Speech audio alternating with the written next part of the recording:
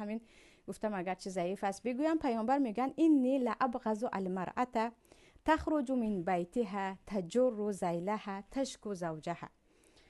من خیلی بد میبینم زنی که از خانه میبراید کشال و پشتار دیگر و از شوهرش شکایت میکند. در شرح حدیث میآورند، در طبرانی آمده است، میگن زنی که از خانه فقط به خاطر شکایت از شوهر یا به نزد دوستانش می رود یا به خانوادهش می رود یا به نزد همسایه ها می رود، عموما او برآمدن از خانهش هدفش شکایت کردن است. یعنی اگر خیلی که زنها به نزد پیامبر آمده شکایت کرده بودند که به من راه نشان ده، یا شما از یک عالم پرسیدید که به من راه نشان دهید در اینجا چیکار کنم، این مسئله استفتاء یا طلب فتوا پرسیدن است که البته در همه خانه مشکلی هست، شما باید از کسی مشورت گیرید.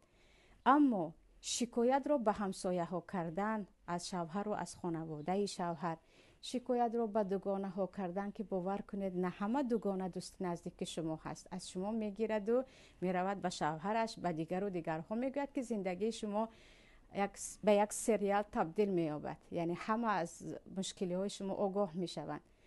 نه همه دوگانه ها دوستن، نه همه خویش و تبار مشاور هستند که برویم مشکلی ها رو گوییم. حضرت فاطمه به نزد پیامبر به شکایت آمده بودن باره از اینکه دختر دشمن الله، دختر ابو جهل رو میخواستن به حضرت علی بزنی بدهند، باره از جهت کار زیاد. یعنی دختر به پدرش شکایت کرده میتواند، اون هم چه خیلی گفتم مقصد جنگ و جنجال و ویران کردن عائله نه. اگر از دست پدر کار بیارد بروید به پدر، اون هم از جهت این نه که اینقدر غیبت کنیم که پدر دیگر نفرت زیاد به دامادش پیدا کند.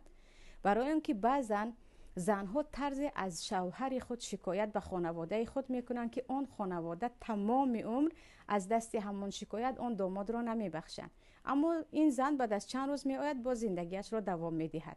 سبب اصلی قطع رابطه شوهرش و پدر و مادرش خودش بود که به جای شکایت رو در جایش مانده گفتند، فقط رفت و یک چند تهمت هم آمیخته کرد یا یک چند دروغ هم گفت یا حتی حقیقت هم باشد چیزهای گفت که نباید میگفت. برای همین زمانه به خانواده خود شکایت میکنیم، یا زنها زمانه باید شکایت کنن که از خانواده یگان مشورت خوب براید. وقتی به مادرت شکایت میکنی، مادرت اصلا در زندگی خودش یک زنی ناموفق بود و زندگیش فقط با شکایت گذشت، از او به تو چه مشورت میشود؟